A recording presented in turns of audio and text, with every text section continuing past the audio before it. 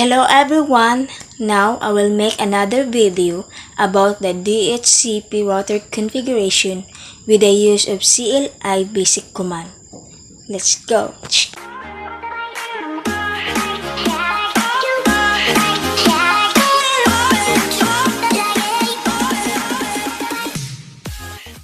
A few moments later. To the switch. Okay, I choose 2960. Hit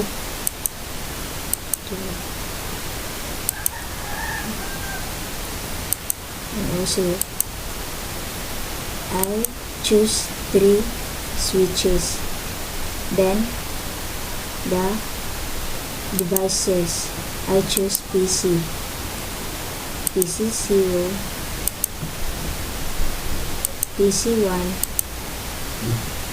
PC 2, PC 3, PC 4, and PC 5. There are 6 PC or devices. Next is the router. So the router is, I choose to hit 1.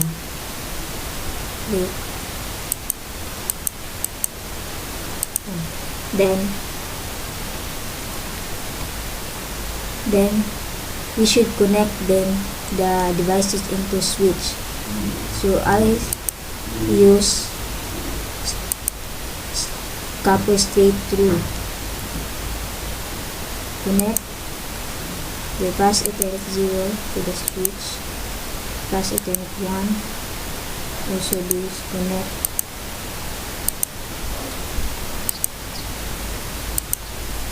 And also the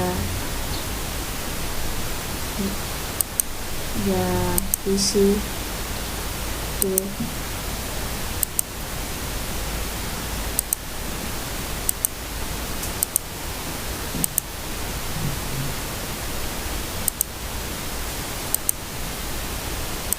and the last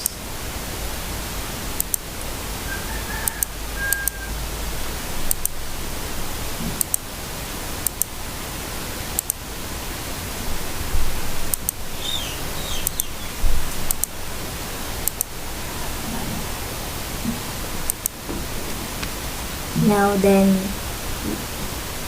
we should the router configure to change the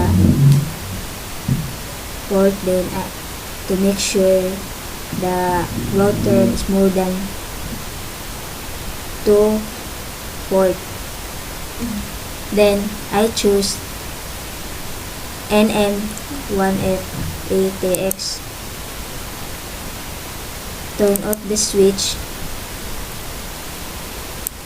drag this port into the box, then turn off the switch, exit. Now let's connect then the switch to the router. Also I use straight through.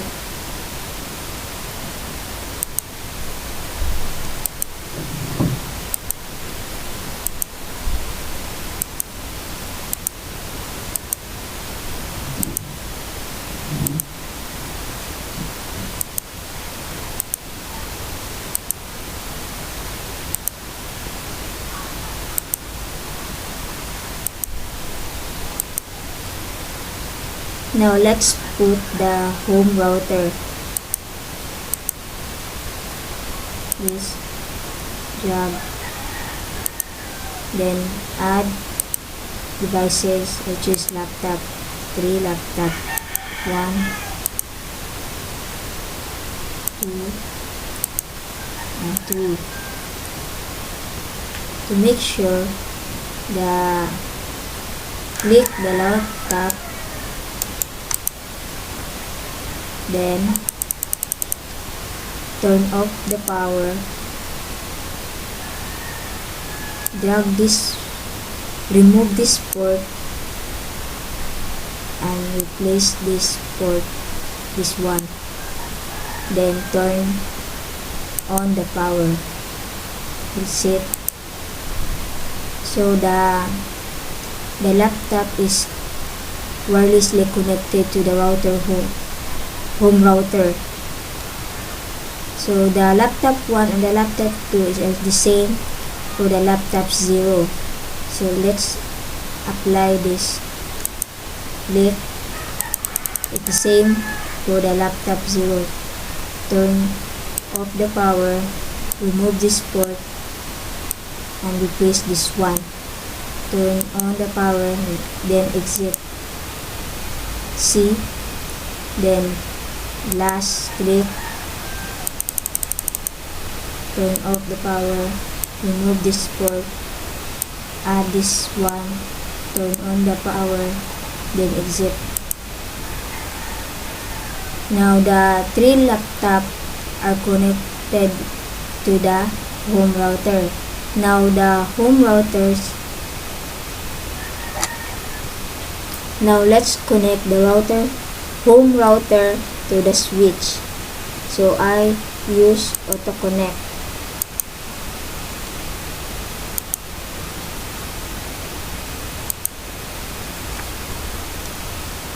To put an IP address on every devices, we need to use the CLI basic command to make it easier. Now let's click the router, then go to the CLI, and this is the command line interface. Then first let's input the capital N. Enter again. Now let's input the EN command or enable. So the purpose of EN is to log you into the enable mode, which is also known as a user exit mode or privilege mode. Enter. Then next command is the configuration terminal. So the purpose of configuration terminal is logs you into configuration mode. Enter. So the next command is the interface fast Ethernet number and number 00.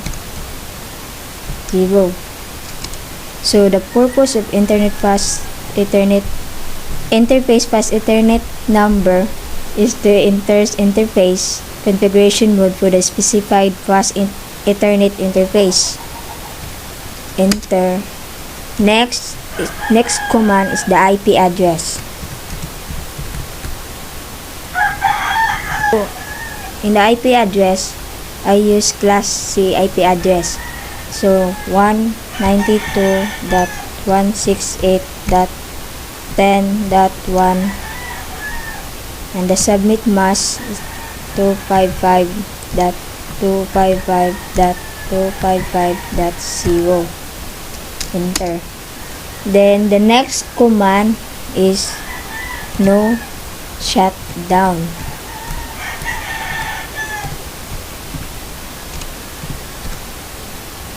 The purpose of this no shutdown is to bring up the interface.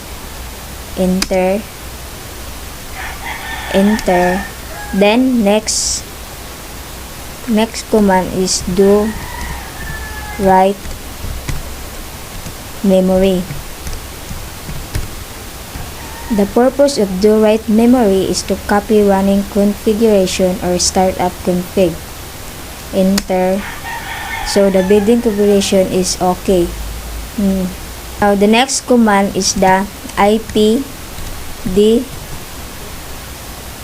DHCP full LAN 1.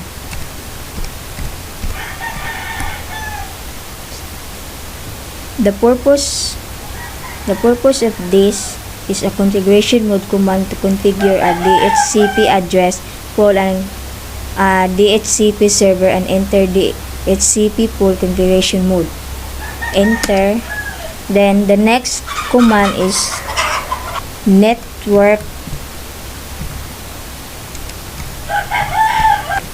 So in the network, we use the IP address. So it is same this.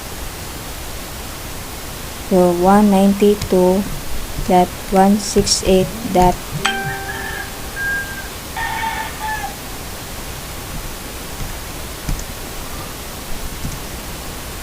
The subnet mask is 255.255.255.0.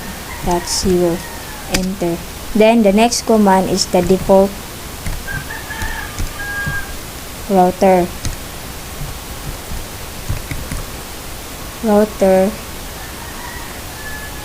And the number is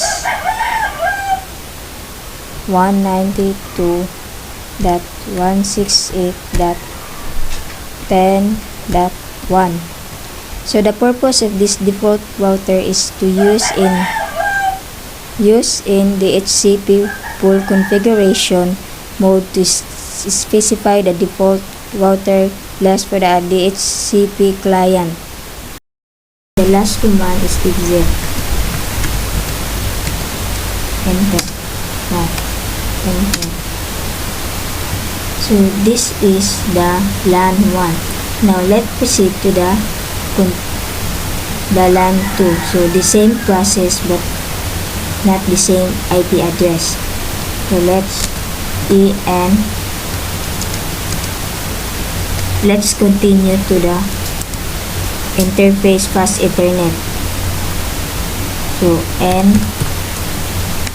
pa 0/1. Enter. Then the IP address. Then the IP address, I use class C IP address but not the same IP address for the LAN 1. So I use 192.168.20.1.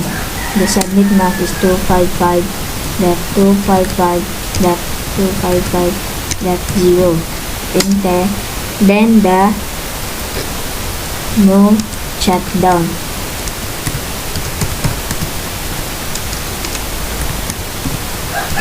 Enter. Then the do write memory.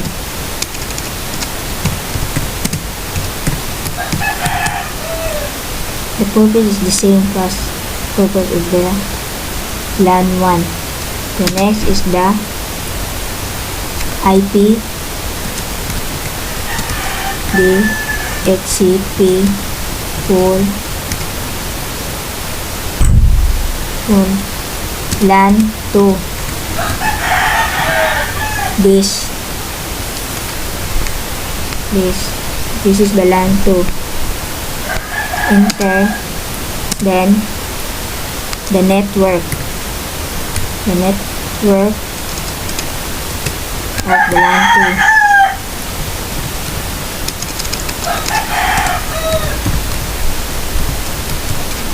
The network is the same number of the IP address. So 192.168.20.1. And the subnet mask is 255.255.0. Enter. Then next is the default router.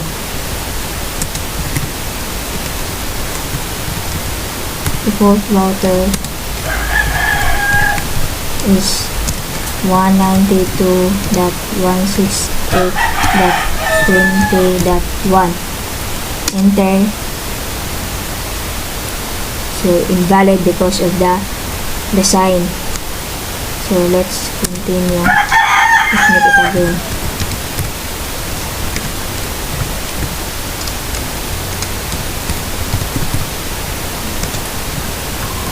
So that 168.20.1. The enter is the last command is exit. So this is for the This is for the LAN 2. This. Now let's continue for the LAN 3. So let N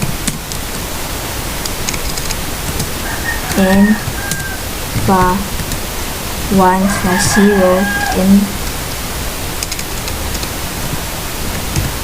enter then the IP address. The IP address is /C again. So we are not the same to the LAN 1 and the LAN 2. So make sure that not the same. 192.168.30.1. Subject mask is 255.255.255.0. Enter. The next is the no shutdown command.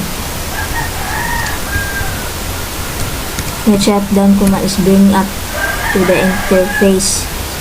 Enter, then do write memory to copying config. Then building configuration is okay. Then next is the IP. This DHCP full LAN 3. Enter then the network. The network of the IP address. So 192.168.30.1. Subnet mask is the 255.255.0. Enter then the default router.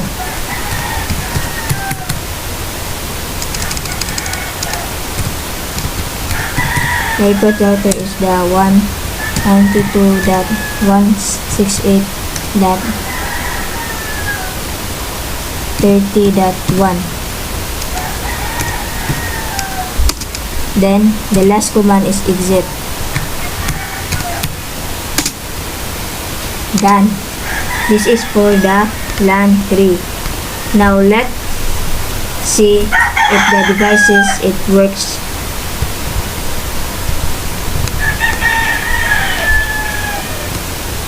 Let's see.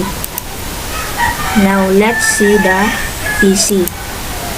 Go to the desktop IP. The static is changed to DHCP. Successful. Now let's PC1 IP change to DHCP. Successful. Now this the LAN 2 PC2 change to DHCP. Successful. Then the PC3 stop IP change to DHCP. Successful. Then the LAN 3 PC4 change to DHCP. Successful. Then the PC5, the last PC to config change to DHCP. Successful. Now we see that the work is successful. Now let's put the email or message in every PC or devices. Let's try to the PC 0 and PC5 filled. Let's try. Successful. Now let's click the router and go to the config and go to the RIP, click, then add the default router. So 192.168.10.1 is the default router for the LAN 1. Add. Then the 192.168.30.1 20.1 is the LAN 2. So 192.168.30.1 is the LAN 3. Let's add. Then exit. Then make email in progress field. Forward the time. Add. Successful. Let's add to the router. Successful.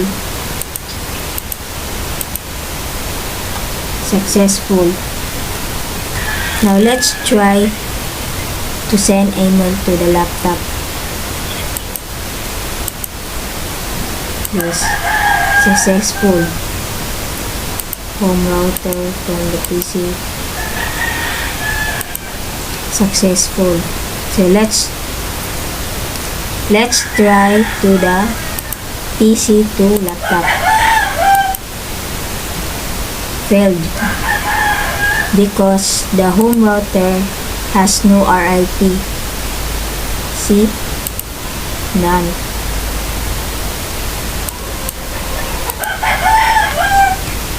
This is the final output